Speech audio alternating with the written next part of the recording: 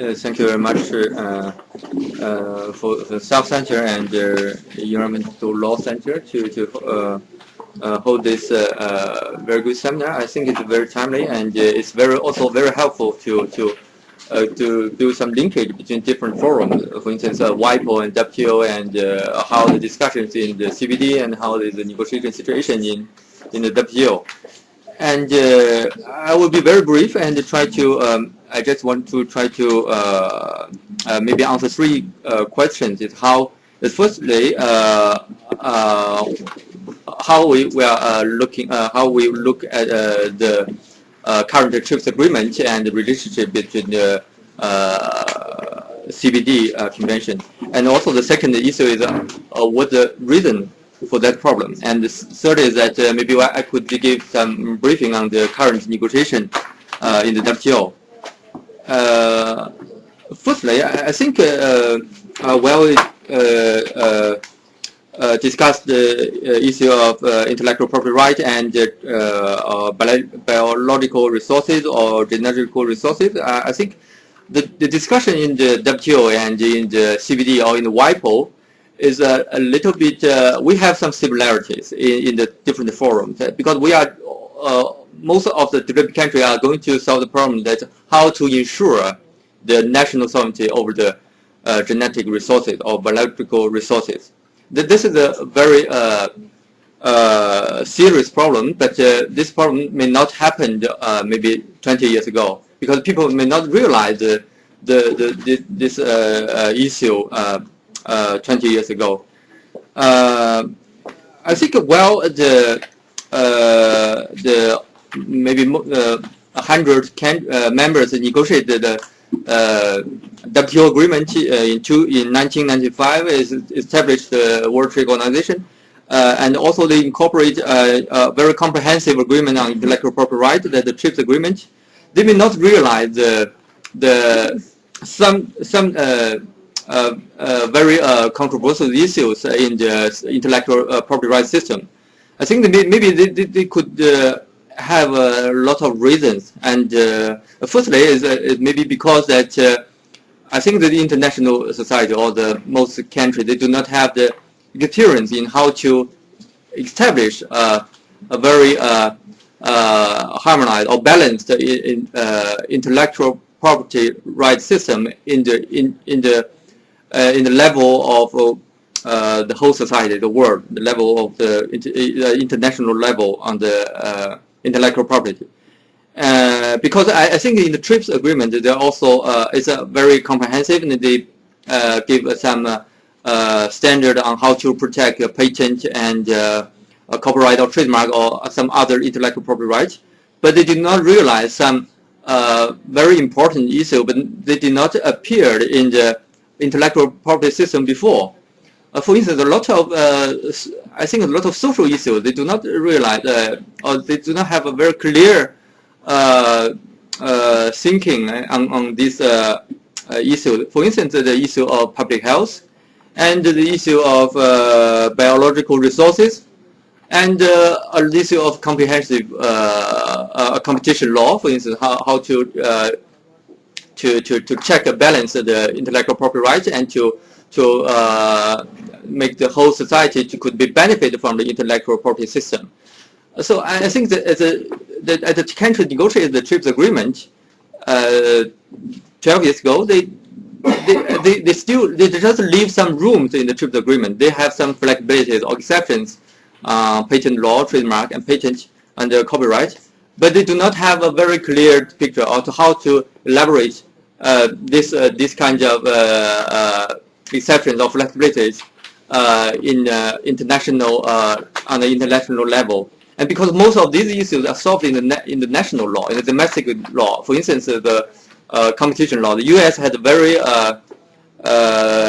good established antitrust law, and they use the compulsory license in their antitrust cases.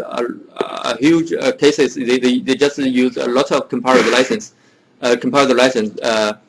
But these competition issues are not incorporated in the TRIPS agreement. They just give us some flexibilities or some rooms for the policies, but they do not have some further elaboration. So this means that the TRIPS agreement is sometimes we think it's imbalanced, because it is sometimes because the lack of some policies or space or regime to check and balance the intellectual property rights. So this agreement is a little bit in favor of the patent holder or intellectual property right holder. So we think it's as we have more experience in how to implement or how to establish intellectual property rights system in the international level, we should try to step by step to make the system more balanced and harmonized, and in favor of the developing countries, or to help the developing country to catch up the development in the technologies or inventions. So I think I just want to give some general discussion to say that we have a lot of things to do in future in the intellectual property right area, and the issue of TRIPS and CBD is just, or intellectual property right and CBD is just one aspect of this in this direction, and there may be some more issues in future. And second, maybe I could give you some briefings on how the situation is in the WTO. In fact, this issue was raised by many developing countries just after the establishment of the TRIPS agreement in 1990s, and they just before the Doha round, they raised the issue of how to solve the problem in the TRIPS Council, in the TRIPS agreement,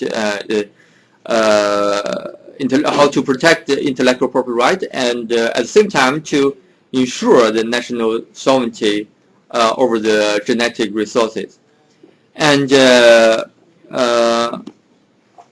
currently, there have been over 100 proposals or papers on this subject, but unfortunately, this issue was not in the so-called mandate of the Doha round negotiation. So this issue, the issue of TRIPS and CBD, was now in the was now one of the issue of implementing issue. So, but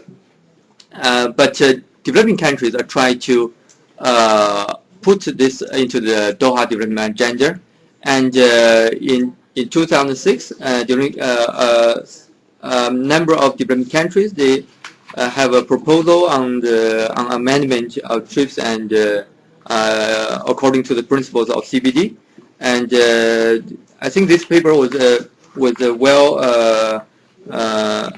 It was printed in this Southcentre policy brief letter, and now this paper has been co-sponsored by this is TNCW 41, the number the paper, the number of this paper, and it has been now sponsored by a number of developing countries, for instance, Brazil, India, and China, and Thailand, and also it has been co-sponsored by LDC group in the WTO, and also the African group. So probably we think this it's over 70 members in the WTO have been co-sponsored this proposal, and I think this the proposal has been supported by even more members, and even some developed countries, for instance, Norway and Switzerland, and also the European communities, they also have their own proposals on the CBD and the TRIPS, and they also, to some degree, they could agree on some amendment on the TRIPS agreement. But there's also some divergence on how to implement it in amendment.